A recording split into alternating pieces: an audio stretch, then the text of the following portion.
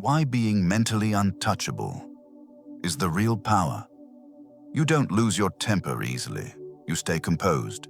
You keep going. But inside, something is wearing you down. It's not one big crisis. It's the constant friction, the subtle disrespect, the pointless arguments, the pressure to react, explain, defend, or prove yourself again and again. You're not weak. You're just tired of being pulled into battles that don't move your life forward. Most men believe strength means reacting faster, clapping back, standing their ground, showing they won't be pushed around. Stoicism teaches a far more unsettling idea. Most people think strength is reacting harder. Stoicism teaches the opposite. True strength is when nothing reaches you at all. The most powerful man in the room isn't the loudest. He's the one who remains untouched, calm, centered, and unreachable. This video won't teach you how to defeat others. It will show you how to become someone who can't be shaken in the first place. Emotional control is the highest form of power. Most people don't realize this, but the moment you lose control of your emotions, you hand your power to someone else. Not in theory. In real life, the person who triggers you is no longer just speaking. They are steering you. And the world is full of people who don't need strength or intelligence to dominate you. They only need access to your reactions. Think about how often power is decided before a single word is spoken. In meetings, in arguments, in negotiations. The person who stays calm controls the tempo. The one who reacts emotionally is forced to play defense. Once your emotions are exposed, you become predictable, and what is predictable is easy to manipulate. This is why emotional control is not a soft skill. It is a form of command. When you react instantly, with anger, frustration, or the need to defend yourself, you surrender your position. You let the situation dictate your inner state. Your attention narrows, your judgment weakens, and without realizing it, you move from acting with intention to reacting out of impulse. At that moment, you are no longer leading yourself, you are being led.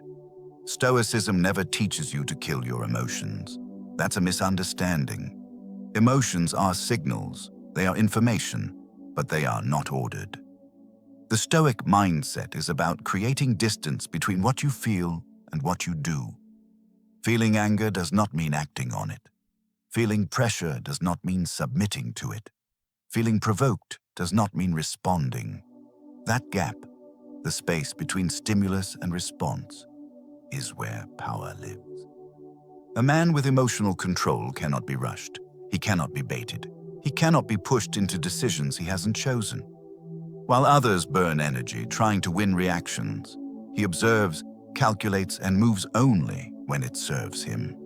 This isn't passivity, it's discipline. In American culture, power is often associated with dominance.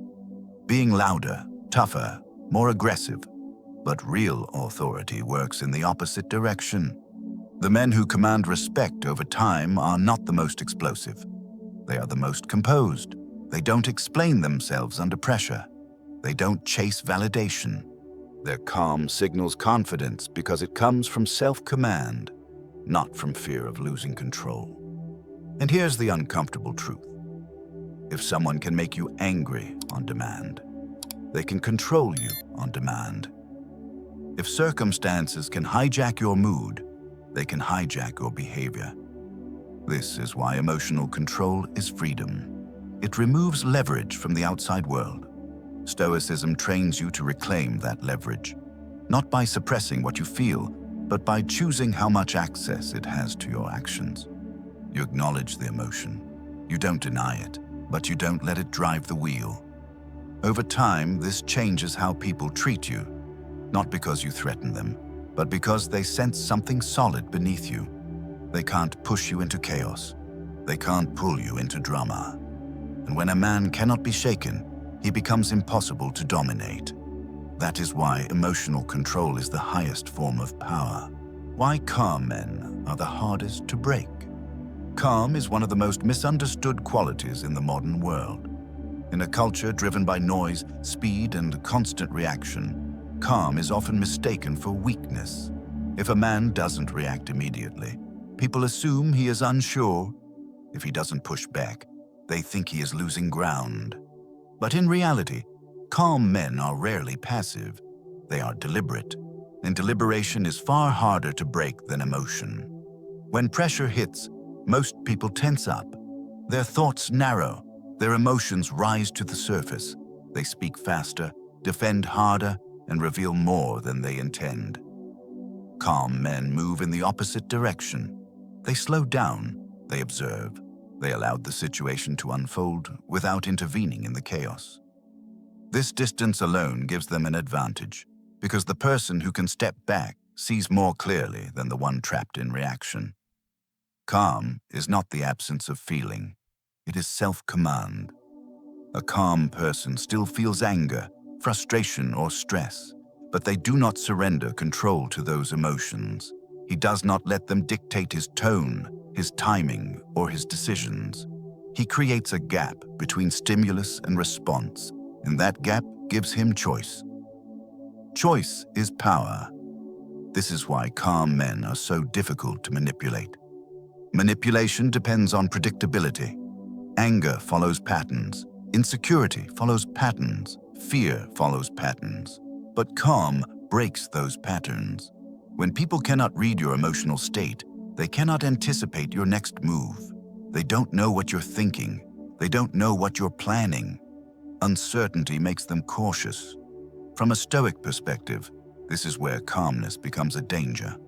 Not loud, not aggressive. Dangerous because it is controlled. A calm man does not rush to prove himself. He does not explain his position under pressure. He does not react just to show strength. His restraint signals that he is acting from intention, not impulse. Others sense this, even if they can't explain it. In American culture, calm has always been associated with real authority. The pilot during turbulence, the leader who speaks slowly in a crisis, the man who doesn't panic when things go wrong. These figures are respected not because they lack emotion, but because they don't allow emotion to override responsibility. Calm communicates reliability, and reliability builds trust over time. Calm men also conserve energy, while others exhaust themselves reacting to every challenge, every comment, every perceived slight. The calm man chooses carefully where to engage. He understands that attention is a finite resource. Not every situation deserves it. By refusing to be pulled into unnecessary conflict, he preserves clarity. And clarity leads to better judgment. To break a man, you must destabilize him. You must provoke him into mistakes. You must shake his sense of control until he reacts against his own interests. Calm men deny that entry point. They don't give chaos permission to live inside them. They remain steady while others burn themselves out. That is why calm men are the hardest to break. Their strength is quiet, their power is internal. And in a world addicted to reaction, the man who stays calm becomes impossible to dominate. You become untouchable when you stop needing reactions. Most people don't realize how much of their emotional pain comes from one quiet addiction, the need for reaction. Not applause, not paying attention. Just a sign that someone noticed, understood, or agreed. A nod, a reply, a validation that says, "I see you. You matter." For many men, this need doesn't look emotional on the surface. It hides behind arguments, explanations, and the urge to correct others. You want to be heard. You want to be understood. You want someone to admit that you're right.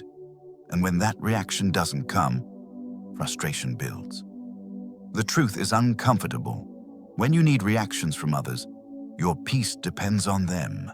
Your mood rises and falls based on how people respond. A dismissive comment can ruin your focus.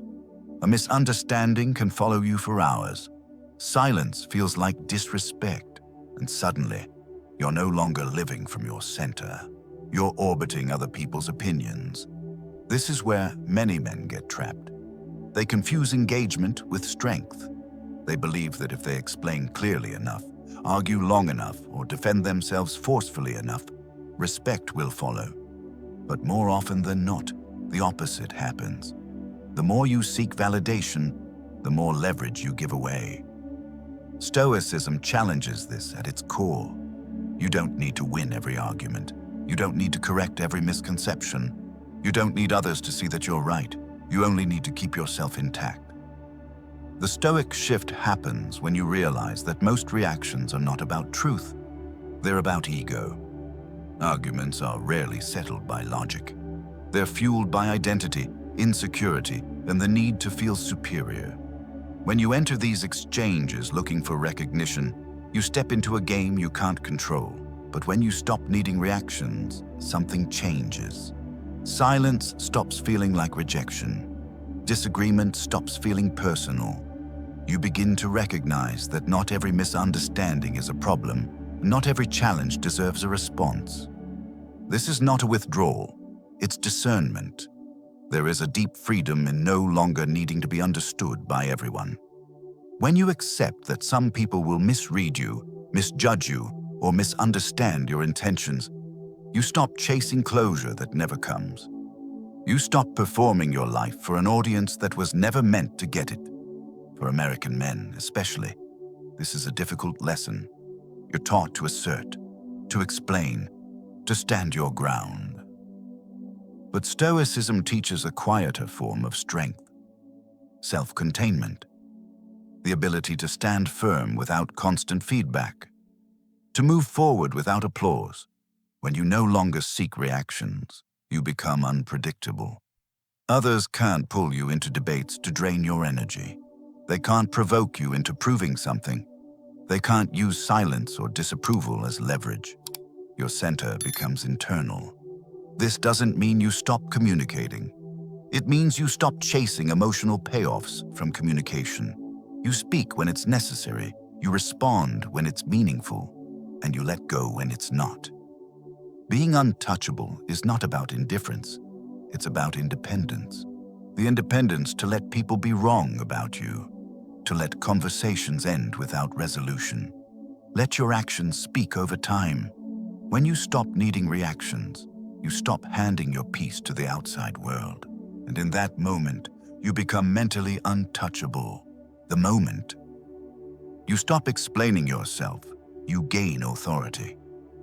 There comes a point in every man's life when he realizes that explaining himself is not making things better, it's making them weaker. What starts as clarity slowly turns into defense. You justify your choices. You repeat your reasons. You try to make sure everyone understands where you're coming from, and without noticing it, you begin to speak from a lower position. Excessive explanation is a form of surrender.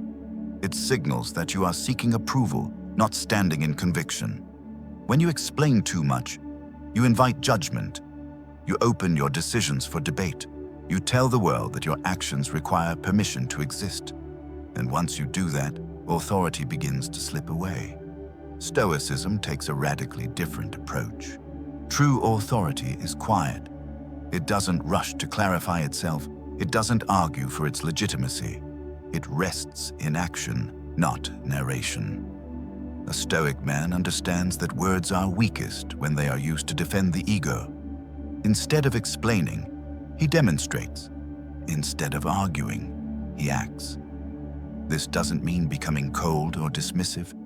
It means understanding the difference between communication and justification.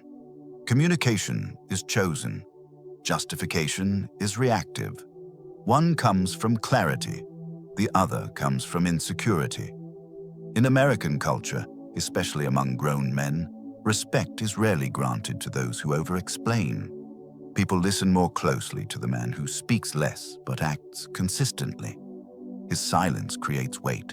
His restraint creates curiosity. Others lean in because they sense there is no neediness behind his words.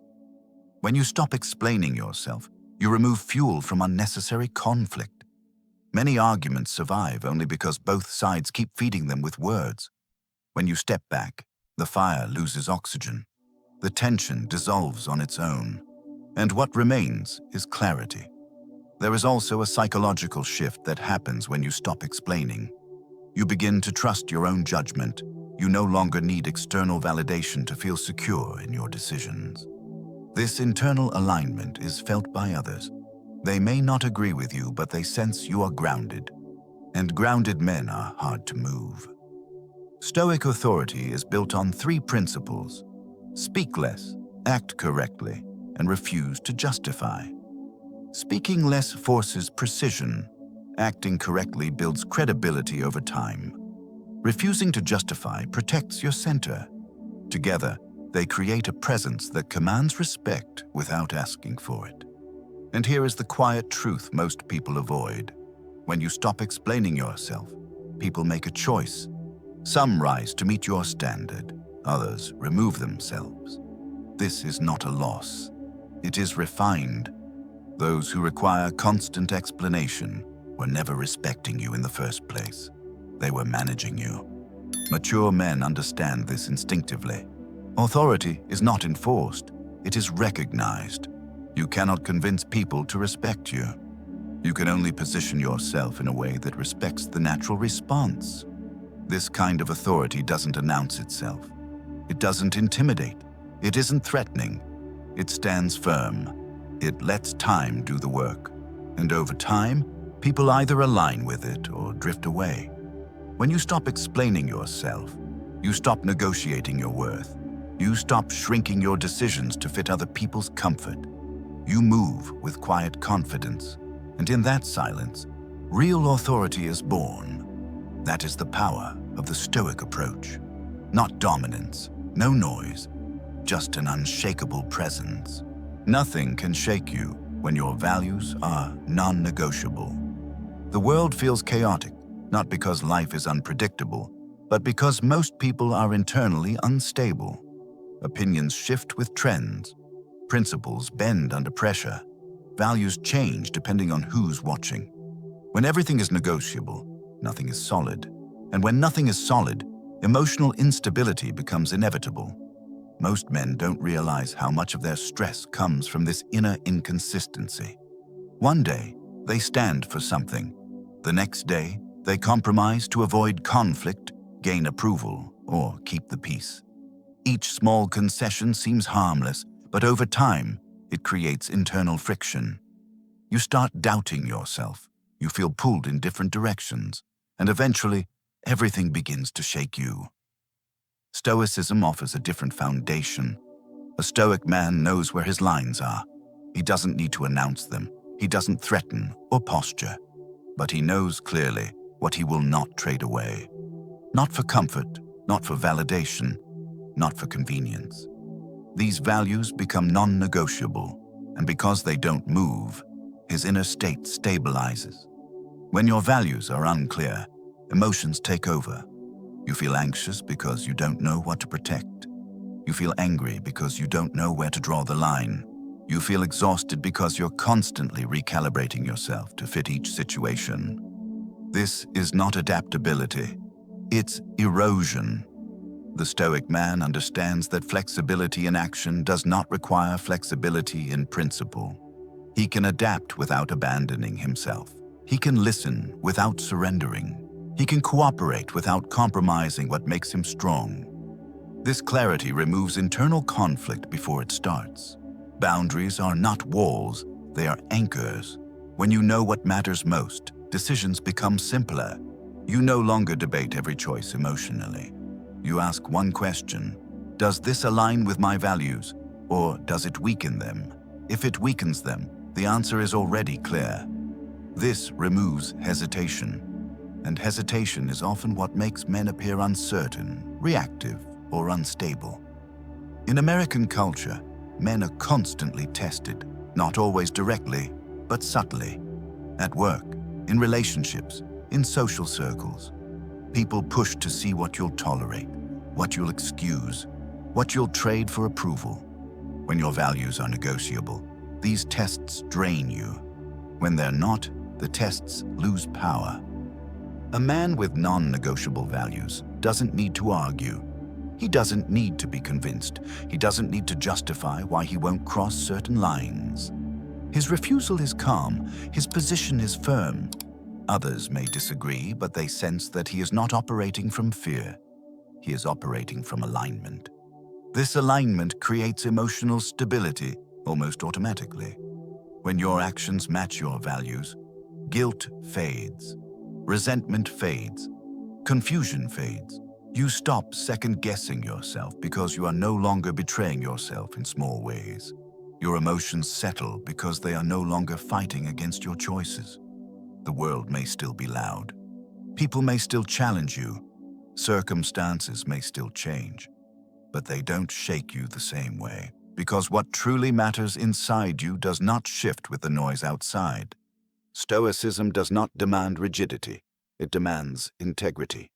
The integrity to know who you are when no one is watching. The discipline to protect what gives you strength. The courage to accept that not everyone will agree with your values, and that this is not a problem to solve. When your values are non-negotiable, you stop chasing certainty in external outcomes. You already have certainty internally, and that certainty becomes your anchor. Nothing can shake a man who knows where he stands.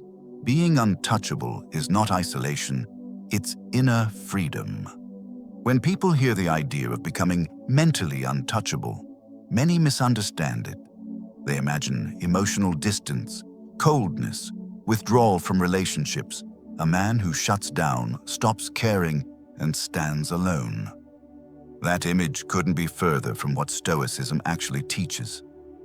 Stoicism is not about cutting yourself off from life.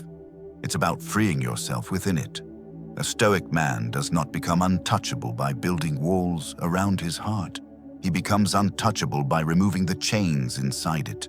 The chains of approval seeking, the chains of emotional dependency, the chains of needing others to behave a certain way for him to feel at peace.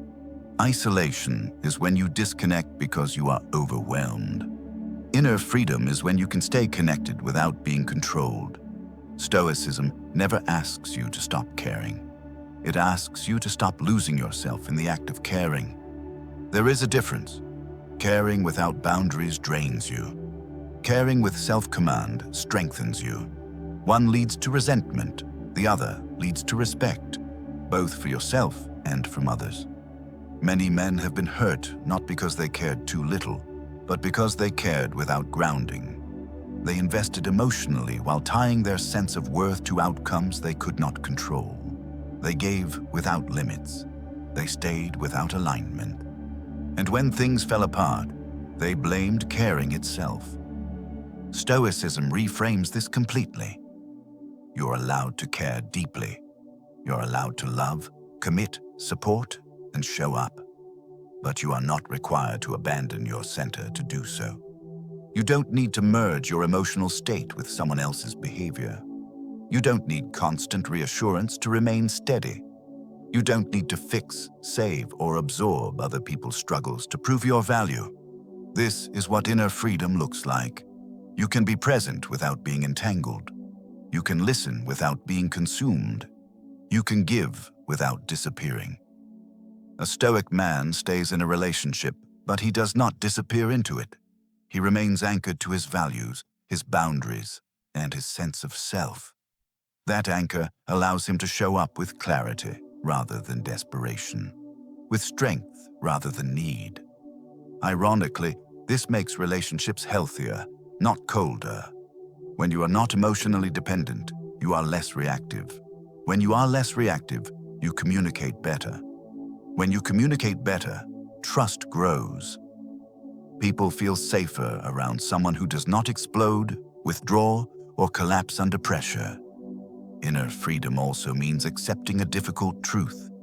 You cannot control how others feel, think, or behave. Trying to do so creates anxiety. Resisting this truth creates frustration. Stoicism teaches acceptance, not passive resignation, but realistic acceptance of what is outside your command. Once you stop fighting reality, your emotional energy returns to you. You stop personalizing everything. You stop carrying responsibility that was never yours. You stop exhausting yourself trying to manage other people's reactions. This is not indifference, it is maturity. For many American men, this shift feels unfamiliar. You've been taught to hold it together, push through, and handle things alone. Stoicism offers a deeper alternative: self-reliance without emotional shutdown, strength without isolation, independence without loneliness. Being mentally untouchable means you can walk into the world open, not armored. You don't need to harden yourself to survive. You don't need to disconnect to stay safe. You carry your stability with you. When chaos appears, you don't absorb it. When tension rises, you don't escalate it. When relationships change, you don't lose yourself. This is the quiet freedom Stoicism offers. Not escape from life, but mastery within it. You remain human, you remain engaged, but nothing owns your inner state anymore. That is what it truly means to be untouchable. Being mentally untouchable is not about becoming harder than the world around you. It's not about winning more arguments, shutting people down, or proving that nothing affects you. Real strength works in the opposite direction. It shows up when life applies pressure, and you don't fracture under it. You are not untouchable because you feel nothing. You're untouchable because what you feel no longer controls you. When your inner foundation is solid, you stop living in reaction mode. You don't rush to defend your ego. You don't waste energy explaining yourself to people who are committed to misunderstanding you. You don't fight battles that don't move your life forward. And you don't hold on to situations that quietly drain your peace. This is the core of Stoic strength. Inner sovereignty. When you are steady within, you don't need to prove your worth. You don't need to dominate conversations to feel respected. You don't need to cling to people, roles, or outcomes out of fear. You act from choice, not pressure, from clarity, not urgency. And something important happens when you reach this state. The world doesn't become softer, but it becomes clearer. You start seeing patterns you once ignored. You recognize which conflicts are unnecessary, which relationships are misaligned, and which expectations were never yours to carry. Calm gives you vision. This is why inner strength always comes first. Without it, every decision is reactive. With it, decisions become deliberate. You no longer feel pushed by noise, opinions, or emotional turbulence. You stand still long enough to choose wisely. When nothing can shake you, you finally see clearly who and what no longer belongs in your life. That's what we'll talk about tonight.